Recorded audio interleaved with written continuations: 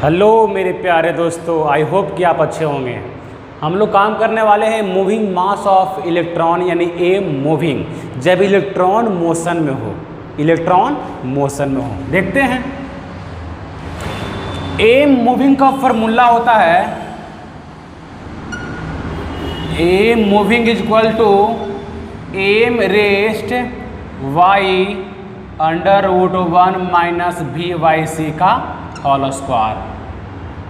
ए moving electron motion में है, ये होता है इसका फॉर्मूला। ए मूविंग क्या है? जब इलेक्ट्रॉन मोशन में है।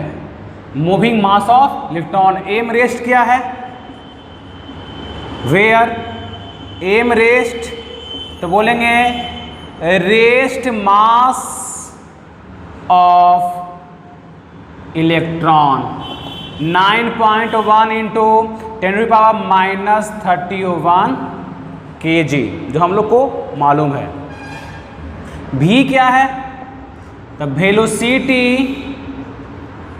Of electron, velocity of electron. C क्या है? Speed of light, speed of light. ये क्या होता है? 3 × 10⁸ मीटर पर सेकेंड। अब ध्यान देना, यदि इसे हम प्रूव करें इस फॉर्मूला को, इस बात को, तो इलेक्ट्रॉन लिए हम। इलेक्ट्रॉन का वेलोसिटी यदि 0 है तो इसका मास रेस्ट होगा, जो हम लोग को मास मालूम है 9.1 इंटू 10⁻³ kg। जैसे वेलोसिटी इंक्रीज करेगा तो इसका मास भी इंक्रीज करेगा, मास भी इंक्रीज करेगा, यानी ये मास भी इंक्रीज करेगा। और वेलोसिटी इंक्रीज करते करते V एंड C आपस में इक्वल यदि हो जाएगा, इसी क्या है? Speed of light, speed of light. जब V एंड C आपस में इक्वल हो जाएगा तो ये मूविंग मास, जो इलेक्ट्रॉन मूव कर रहा है उसका मास, तो मूविंग मास ये क्या हो जाएगा? यानी इसे बोलते हैं एम मूविंग।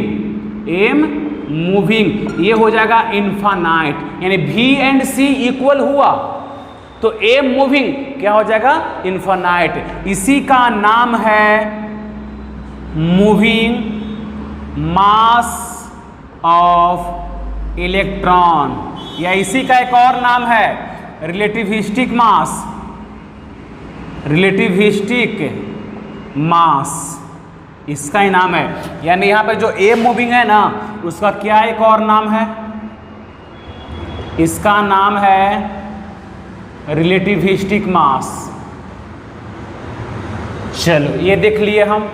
अब कुछ पॉइंट और है जो आगे देखना, इसको मिटा रहे हैं हम। पॉइंट ये है मेरे दोस्त कि वेलोसिटी लेस देन C लिया जाए। ये पॉइंट बहुत इंपॉर्टेंट है, ध्यान देना। वेलोसिटी एंड C इक्वल हुआ तो क्या हो गया? A moving infinite. वो प्रूफ कर लेंगे हम लोग, देख लेना आगे। V लेस देन C हो जाए या V is equal to C हो जाए। अब V is equal to C होता है तो क्या होता है? इनफाइनाइट। क्योंकि जो फार्मूला लिखे थे हम एम मूविंग, ध्यान देना, यहाँ M rest y under root 1 minus v y सी का whole square. V and C equal तो ये तो कट जाएगा, वो 1 - 1 0 हो जाएगा, तो एम रेस्ट बाई 0 यहाँ क्या हो जाएगा? इनफाइनाइट हो जाएगा ना। तो V एंड C इक्वल है तो इनफाइनाइट, और V ग्रेटर देन C तो ये होता है इमेजिनरी। ये कैसा होता है? Imaginary. What V less than C है तो इसी को हम लोग सोल्व करते हैं। V की वैल्यू है जो C से कम है तो इसे हम सोल्व करते हैं। और अब चलते हैं कुछ क्वेश्चन एम मूविंग निकालने के लिए, मूविंग मास निकालने के लिए जब इलेक्ट्रॉन मोशन में हो। क्वेश्चन में एम मूविंग जो गिवन रहेगा, कुछ भी गिवन है, गिवन रहेगा, ठीक है, यहाँ पे गिवन रहेगा।